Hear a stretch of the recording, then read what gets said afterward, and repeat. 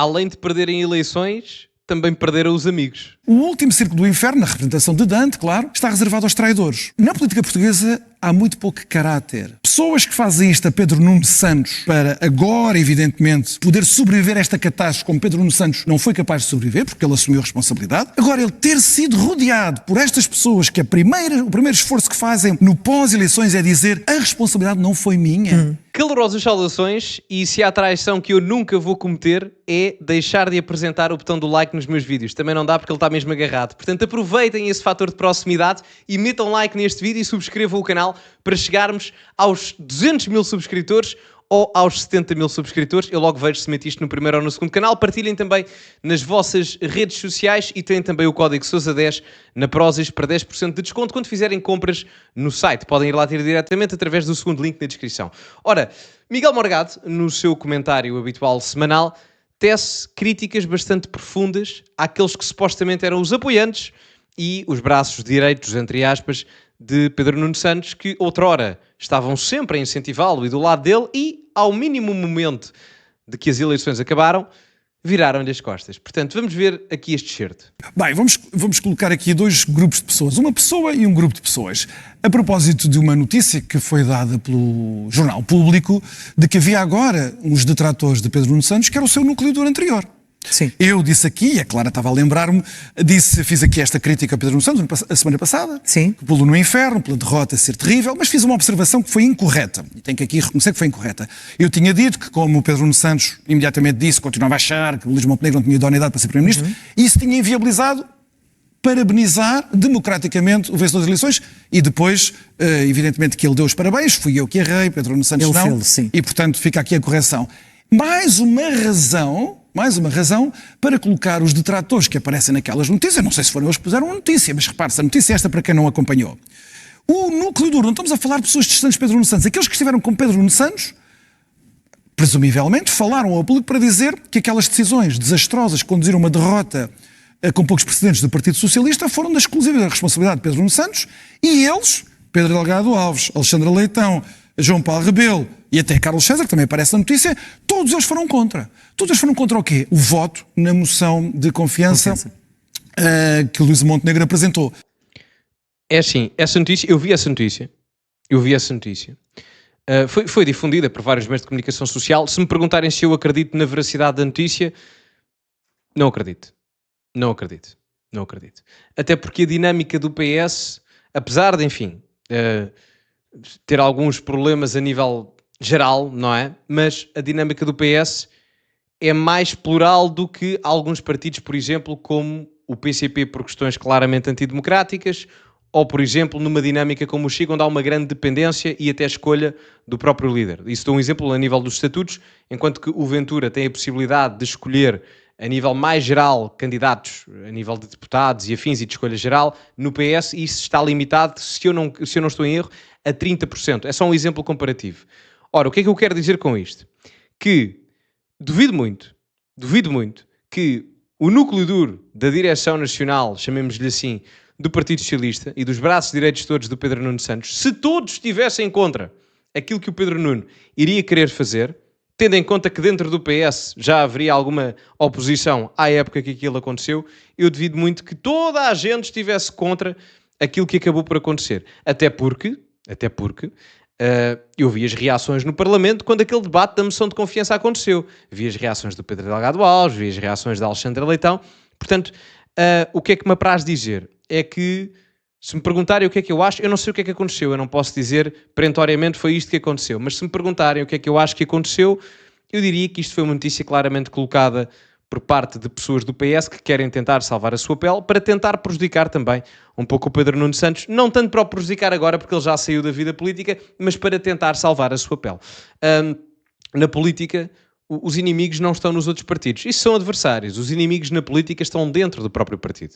Normalmente, quando são estas notícias de criar má reputação a nível de nome ou escolha política, normalmente, não vou dizer normalmente, mas muitas vezes vêm de pessoas dentro do próprio partido.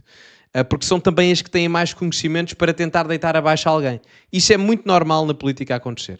Não deveria ser, não é? Mas é assim que funcionam os meandros do poder. Portanto, não me surpreenderia. Não posso dizer que foi porque eu não sou bruxo, não adivinho, mas se foi ou não, mas se acho que foi, acho que foi. Curiosamente, eles não falam sobre a Comissão Parlamentar de Inquérito, que é o que desencadeia toda aquela chantagem de Luís Montenegro a dizer querem uma CPI, então vamos a uma moção de confiança.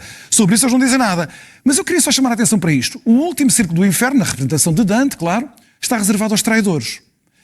E na política portuguesa há muito pouco caráter. Há muito pouco caráter.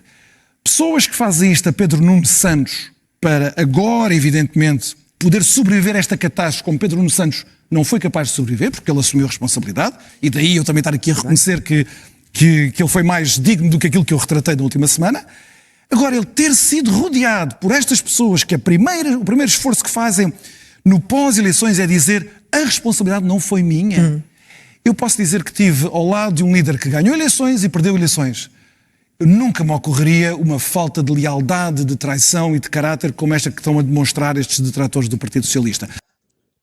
E atenção, acho que no caso do PS ainda é pior, porque no caso do PS o partido está todo partido, não é? Aqui não estamos a falar de propriamente uma coisa simples, de saí dali ao acolá, troquei um cara pelo outro, não. Nós estamos a falar de alguém do núcleo duro, do núcleo fechado, percebem? Portanto, abandonar assim a alguém, pelo menos mediaticamente, porque ele acabou por abandonar o barco também, não é? Mas em termos de presença mediática, não manter a mesma palavra que se mantinha há 2 semanas ou há 3 semanas atrás, dar aqui um shift de 180 graus, é muito mau. Porque nós não estamos a falar de meros militantes, não é? Porque isso aí é uma coisa. Nós estamos aqui a falar de pessoas do núcleo duro, da direção do PS, os número 2, 3, 4 do Partido Socialista, logo a seguir a Pedro Nuno Santos. Portanto, são pessoas que privam com ele diariamente. Se bem que, também vou deixar aqui uma perspectiva. Nós nunca somos traídos pelos nossos inimigos. É só pelos amigos e por quem nos está próximo, porque os inimigos não nos traem. Não há traição de inimigos. Nós não estamos à espera de confiar em inimigos. Portanto, a traição é natural que seja daqueles que nos são mais próximos, não daqueles que nos são mais longínquos. Portanto, quando a traição acontece, não é de ficar surpreendido de ser de uma pessoa próxima, porque ela só pode acontecer de uma pessoa próxima. Ainda para mais, no ramo político e partidário, principalmente partidário, onde, infelizmente, isto é mais comum do que aquilo que se vê às vezes. Às vezes há muita coisa que acontece por trás, que também constituem pequenas traições políticas, só que depois também não salta cá para fora, e algumas foram ao longo da história da democracia portuguesa, várias delas aconteceram até com vários líderes políticos, não é? E alguns deles até que chegaram ao primeiro-ministro, atenção. Portanto, não é propriamente algo novo. Posso-vos dar até um exemplo. O António Costa com o António José Seguro. Aliás, o António Costa tem uma espécie de historial nesse aspecto das traições, tem muito que se lhe diga. Mas talvez a mais paradigmática, a meu ver, na história recente, foi do António Costa com o António José Seguro. Não. O António José Seguro foi, creio eu, no século XXI, o único secretário-geral do PS a ser eleito secretário-geral do PS e a sair de secretário-geral sem nunca sequer ter candidatado a umas únicas eleições legislativas.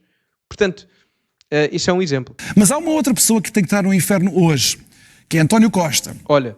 Porquê? O Politico, que é um jornal pan-europeu digital, dedicou uma das suas newsletters a semana passada precisamente à responsabilidade de António Costa por esta derrota. Nós não nos esquecemos que António Costa foi ele, o seu governo, que fez demitir a ex-diretora do CEF para obrigá-la a mentir de que a lei de que António Costa aprovou sobre as manifestações, a lei de imigração que desencadearia esta catástrofe, que não teria consequências nenhumas, quiseram obrigar a senhora a mentir e ela foi demitida em conformidade por não fazer essas mentiras. A estratégia de Mitterrand, que António Costa levou a cabo para dar protagonismo ao Chega, e agora ter retirado a autoridade moral ao Partido Socialista para pedir moderação ao Partido Social Democrata depois de ele ter dito durante anos que não precisava do PSD para nada. Portanto, até o político reconhece a responsabilidade de António Costa neste desastre da esquerda a que nós estamos a assistir agora. Bem, vamos... E atenção, digo-vos também que a esquerda vai demorar mais tempo a reestruturar-se do que a direita, porque a direita não teve propriamente um falhanço ideológico, propriamente dito. Ou seja, vamos colocar aqui onde é que a direita começa a perder, no início da geringonça, no caso português, não é? A direita não teve propriamente um falhanço ideológico, porque a direita até ficou em primeiro lugar nessas eleições, não é? O PSD e o CDS. Aqui eu acho que o caso da esquerda é pior.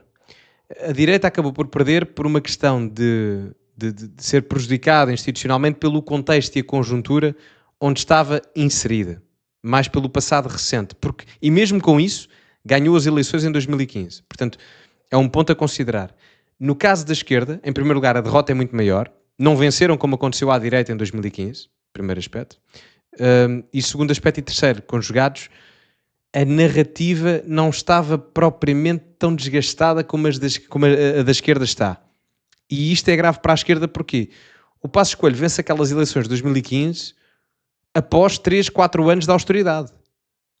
A esquerda, neste momento, poderia efetivamente estar numa situação melhor porque não teve propriamente uma situação económica e financeira tão complicada como aquela que tivemos em 2011. Houve a pandemia, certo, mas ao contrário do que aconteceu com a questão da crise da dívida soberana do euro, a crise da dívida do euro era relativamente a alguns países da União Europeia, não era global, não é? Portanto, aí até era mais complicado do ponto de vista geral para gerir isso, porque não era uma crise global, não havia um esforço coletivo para isso, havia só um esforço regional, quanto tanto, ao contrário da crise recente que tivemos a nível pandémico. Portanto, eu creio que esta derrota da esquerda, comparativamente, já aqui numa análise mais geral, acaba por ser mais difícil de recuperar para a esquerda do que propriamente para a direita, porque envolve não só um falhanço ideológico e também uma questão de culpa própria, que não tem propriamente uma desculpa de responsabilização externa, como aconteceu com o caso da Troika há 10, 15 anos atrás. Mas enfim, digam-me o que acham nos comentários. Metam like no vídeo, subscrevam o canal, partilhem também nas vossas redes sociais, código Sousa10 na Prozis para 10% de desconto no segundo link da descrição. Ficamos por aqui e, como é habitual, acima de tudo, cultivem-se e até à próxima.